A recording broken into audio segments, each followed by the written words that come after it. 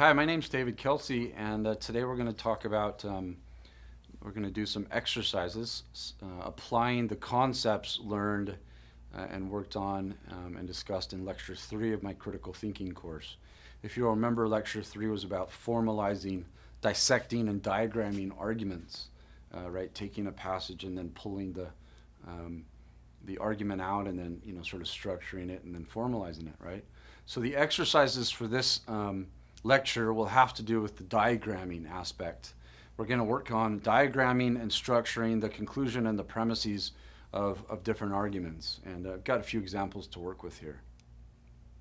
So the first example, it says, if you give up smoking, you will live longer, feel better, and improve your memory. Plus, you hate it anyway, so why not give it up? Okay. Now you can see here in the passage, what I've done is I've labeled things a bit for you, right? So I've put a little L in parentheses after the claim, if you give up smoking, you'll live longer. And then I've put an F after the little claim there that if you give up smoking, you'll feel better. And then an M goes after the point that you'll improve your memory, right? And then next you have H to symbolize you hate smoking anyway. And then lastly, so why not give it up? That claim is labeled G, right? Now you can see here that your conclusion, right, it says, so why not give it up? That so is again a conclusion indicator. So the conclusion of your argument is G, right? Why not give up smoking or just give up smoking? The rest of the stuff here are reasons for G, right?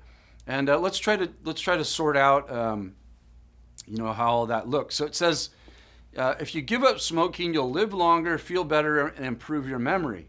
Now, the interesting thing about those is that they all occur in the same sentence, kind of are sorted by these commas and then this and that comes in. And so they're all kind of working together. So I think the way that we want to symbolize that is as dependent premises. So then what we have is L plus F plus M, all in favor of mutually supporting the conclusion that you should give up smoking. And then lastly, you have this secondary reason, this extra reason, this independent reason that you hate smoking anyway, so why not give it up? And so that will be also given a separate, sort of arrow pointing down to the conclusion G. And so that's how our symbolization looks in the end, right? L, F, and M are dependent reasons for G, and at the same time you have H as an independent reason for G. Okay, so this is our second example here. It says it's high time professional boxing was outlawed. And that's going to be called O, right? Boxing almost always leads to brain damage. We're going to call that BD, right? Brain damage. And anything that does that ought to be done away with, right? DA for done away with. Besides, it supports organized crime. That's going to be OC for organized crime. So again, the conclusion here is kind of an easy one to spot. It's stated straight away. It's high time professional boxing was outlawed. So that's the conclusion of your argument, O, right? So the other claims there, right, are working as reasons for O, okay? Now the first claim we see, it says boxing almost always leads to brain damage, and anything that does that ought to be done away with. You can see that those two things are working together right there, right? Boxing leads to brain damage, and anything that leads to brain damage ought to be done away with. So those are dependently in support of the conclusion that we ought to outlaw boxing. And then separately, you have this extra bit of a reason here that boxing supports organized crime. And so that's a secondary independent reason in favor of that conclusion that boxing ought to be outlawed, right? And so the structure of our argument here has O as the conclusion, and then BD and DA dependently in favor of O, and then also OC independently in favor of O. Okay, the next example, it says the slide in the dollar must be stopped. That's D. It contributes to inflation, IN, that's IN, the claim IN, and increases the cost of imports. That's the claim IM for imports. Thus, it helps, it helps exports. That's claim E. But on balance, it is bad for the economy. That's claim B, right? It's bad for the economy. Okay, so this one's a little bit more complex because we not only have reasons in favor of the conclusion, but we have here what's called a counter argument, or a reason against that conclusion. Okay? And so this one is a bit trickier. So let's just work through it then. The first thing we want to try to find is that conclusion. And that conclusion is stated straight away. It says the slide in the dollar must be stopped, right? And so that's the conclusion of our argument, that the slide in the dollar must be stopped. Now, what about the rest of it? What's the rest of it doing? The first thing you see is that it contributes to inflation and increases the cost of imports. Those seem to be reasons in favor of stopping the slide in the dollar, right? If it's contributing to inflation and increasing the cost of imports, then we don't want it, right? So those are reasons in favor of stopping the slide in the dollar, right? Now, what about the next point? True, it helps exports, but on balance, it is bad for the economy. Here it gets a little trickier. It says, true, it helps exports. So what this claim is actually saying is that the slide in the dollar has an advantage to it, right? So this is actually a reason in favor of that claim, right? That we don't want to stop it, but we actually want to support the slide in the dollar. So this point here, E, right, that it helps exports, is what we call a counter reason or a counter argument against the conclusion that we have to stop the slide in the dollar, right? It's a reason against that. And so what we do is we label that with a little X, right, which indicates that the fact that the slide in the dollar helps exports is not a reason in favor of stopping it, but against that, right? Lastly, then, we have our last reason here. On balance, it's bad for the economy. So notice that that point is favoring our conclusion. It's supporting it, right? On balance, it's bad for the economy. That's a reason to stop the slide in the dollar, right? So again, we have another reason in favor of that conclusion. So the way that our argument looks, we have three reasons in favor of that conclusion and one against, right? The fact that the slide in the dollar contributes to inflation is a reason for that conclusion. So is the fact that it increases the cost of imports. And lastly, that on balance, it's bad for the economy. But then you also have at the same time working against the conclusion that the slide in the dollar must be stopped. You have this reason that the slide in the dollar actually helps exports. So that's actually what we would call a counter reason. So you have three reasons in favor of that conclusion and one against. Okay? Okay, the next example we'll look at, it says, vote for Cuomo, no way. So no way, that'd be C, right? C is probably like something like, don't vote for Cuomo. That sounds like the claim being made there. So then it says he's way too radical, that's claim R, and he's too inexperienced, we'll call that claim I, and those two things make him dangerous, that's going to be claim D. I do like his stand on trade, that's T, but I still don't think you should vote for him. Again, that's back to claim C. Okay? Now, reading through this thing a couple times, we see vote for Cuomo, no way, right? So this is actually a recommendation against voting for Cuomo. That's the claim here. And that's the conclusion of our argument. Don't vote for Cuomo, right? The reasons in favor of that, don't vote for Cuomo, it says here, he's too radical. That's R, right? That seems to support your conclusion. And he's too inexperienced. He's too radical and he's too inexperienced. And those two things make him dangerous. Now notice the sequence there that's going on. It says he's too radical and he's too inexperienced, and those two things make him dangerous. So actually his being radical and inexperienced supports him being dangerous. So you'll notice here that the R claim and the I claim together are supporting D.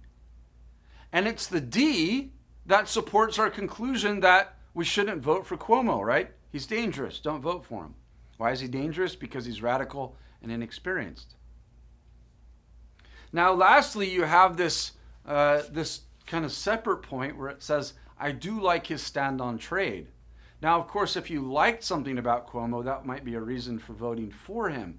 So here, T, that you like his stand on trade, is actually a reason against our conclusion that you shouldn't vote for him. So this is, again, another example of a counter reason, okay?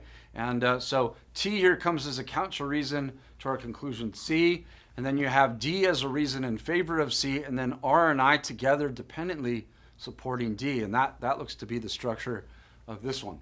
Okay? Okay, so our next example here is a bit more complex. It's a bit of a long one. It says, if you want to see the best version of the Three Musketeers, try the 1948 version. So that's TM. TM is that the best version of the Three Musketeers is the 1948 one. Okay, that's claim TM. Now you have claim L comes up next, which is Lana Turner is luscious. And then it says that's claim L. And then it says Vincent Price is dastardly. That's claim V. Then it says Angela Lansbury is exquisitely regal. That's claim A. And nobody ever has or ever will portray D'Artagnan with the grace, athleticism, or skill of Gene Kelly. That'd be claim G. Download it. It's a must. So I think the conclusion of this argument is that you should download it. And that's what we're going to call claim D, right? Now, in support of claim D, it looks like we have a lot going on here, okay? So the first claim you'll see, it says, if you want to see the best version of the Three Musketeers, try the 1948 version.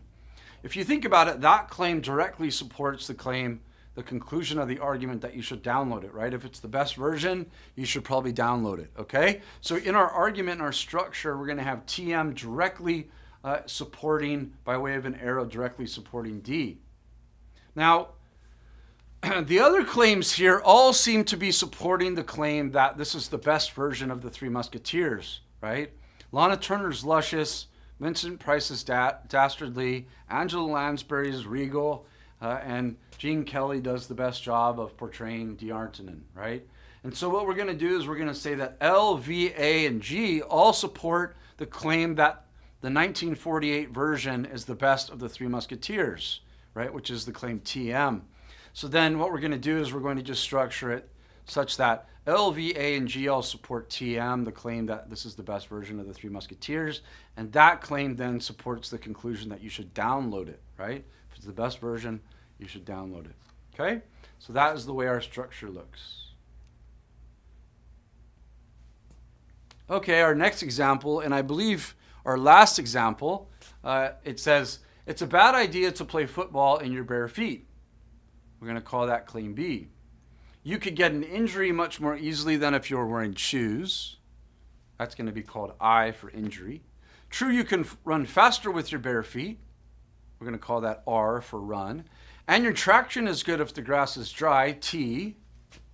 But if it's slippery at all, you won't be able to stay on your feet. That's claim F. Plus, you can jump higher with shoes on. That's claim J. So this is, again, a pretty complex one.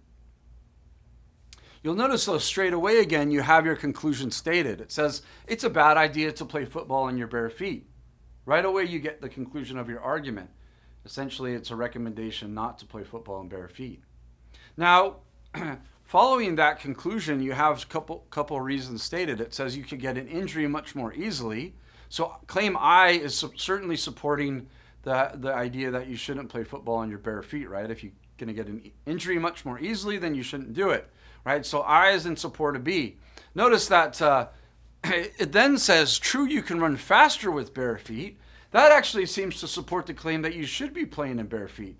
So that's against our conclusion. That would be another counter reason, right? Then, so R is actually working against our conclusion. Then it says, and your traction is good if the grass is dry. Again, that looks to be a counter reason against our conclusion, right? It's essentially saying that if the grass is dry, your traction is going to be better with bare feet, which is a reason why you should play in bare feet, contrary to the conclusion. So both R and T then are counter reasons against our conclusion. The next claim it says then is if it's slippery at all, you won't be able to stay on your feet. Okay, that's claim F. Now, of course, if it's slippery and you can't stay on your feet, then you shouldn't really be playing in bare feet, right? So that's going to support our conclusion. So F there is a reason in favor of B.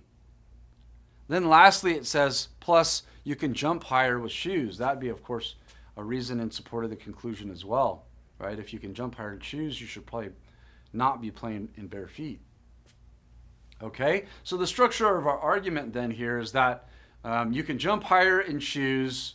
If it's slippery, you won't be able to stay on your feet, and you could get an injury much more easily if you were than if you were wearing shoes. All support that conclusion that you shouldn't play football in bare feet. And then, of course, again, you have these secondary counter reasons coming in that you can run faster with bare feet are, and that your traction's good if the grass is dry.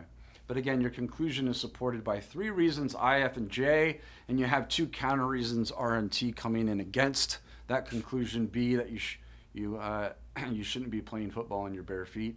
And so again, we have a bit of a complex one here, and I hope everything was understandable to you and you got the idea. I would suggest really with this concept, it is a bit of a tricky one. I would suggest really trying to practice this one. If you look in your textbook, there are a number of exercises at the end of chapter 2 that will support these, that look a lot like the ones we've been doing here today. So I hope you enjoyed this lecture, and we'll see you next time. Thanks so much.